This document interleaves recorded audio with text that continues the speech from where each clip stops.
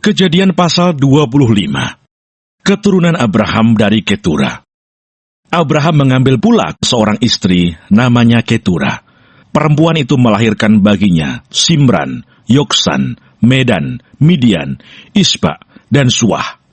Yoksan memperanakkan Seba dan Dedan. Keturunan Dedan ialah orang Asyur, orang Letus, dan orang Leum. Anak-anak Midian ialah Eva, Efer, Henoch, Abida, dan Eldaa. Itulah semuanya keturunan Ketura.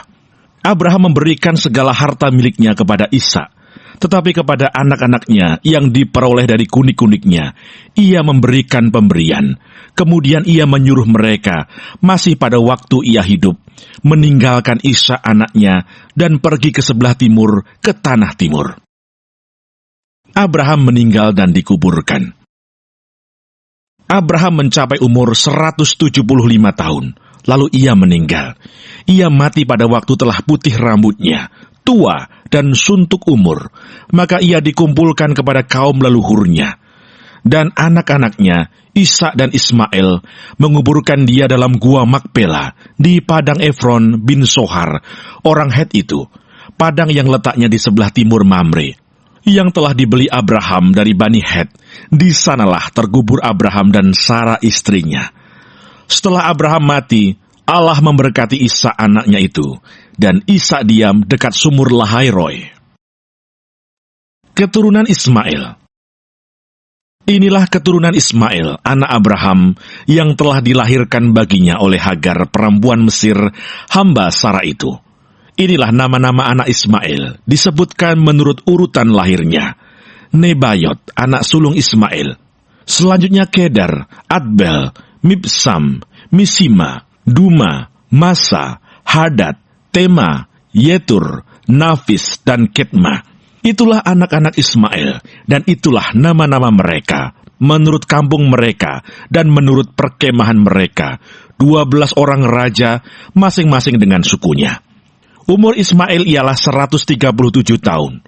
Sesudah itu ia meninggal, ia mati dan dikumpulkan kepada kaum leluhurnya. Mereka itu mendiami daerah dari Hawila sampai Sur, yang letaknya di sebelah timur Mesir ke arah Asyur. Mereka menetap berhadapan dengan semua saudara mereka. Esau dan Yakub. Inilah riwayat keturunan Ishak, anak Abraham. Abraham memperanakkan Ishak, dan Ishak berumur 40 tahun ketika Ribka anak Betuel, orang Aram dari Padan Aram, saudara perempuan Laban orang Aram itu, diambilnya menjadi istrinya. Berdoalah Ishak kepada Tuhan untuk istrinya, sebab istrinya itu mandul. Tuhan mengabulkan doanya, sehingga Ribka istrinya itu mengandung. Tetapi anak-anaknya bertolak-tolakan di dalam rahimnya, dan ia berkata, "Jika demikian halnya, mengapa aku hidup?" Dan ia pergi meminta petunjuk kepada Tuhan. Firman Tuhan kepadanya, "2 bangsa ada dalam kandunganmu, dan 2 suku bangsa akan berpencar dari dalam rahimmu. Suku bangsa yang satu akan lebih kuat dari yang lain, dan anak yang tua akan menjadi hamba kepada anak yang muda." Setelah genap harinya untuk bersalin, memang anak kembar yang di dalam kandungannya. Keluarlah yang pertama, warnanya merah, seluruh tubuhnya seperti jubah berbulu. Sebab itu ia dinamai Esau. Sesudah itu keluarlah adiknya, tangannya memegang tumit Esau. Sebab itu ia dinamai Yakub. Ishak berumur 60 tahun pada waktu mereka lahir. Lalu bertambah besarlah kedua anak itu. Esau menjadi seorang yang pandai berburu, seorang yang suka tinggal di padang. Tetapi Yakub adalah seorang yang tenang, yang suka tinggal di kemah. Ishak sayang kepada Esau, sebab ia suka makan daging buruan, tetapi Ribka kasih kepada Yakub. Pada suatu kali Yakub sedang memasak sesuatu, lalu datanglah Esau dengan lelah dari padang. Kata Esau kepada Yakub, "Berikanlah kiranya aku menghirup sedikit dari yang merah-merah itu, karena aku lelah."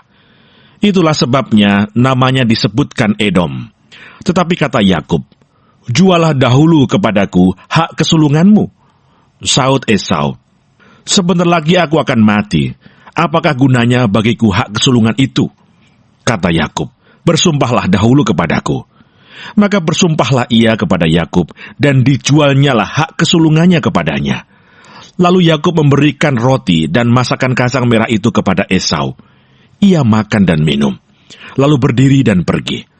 Demikianlah Esau memandang ringan hak kesulungan itu.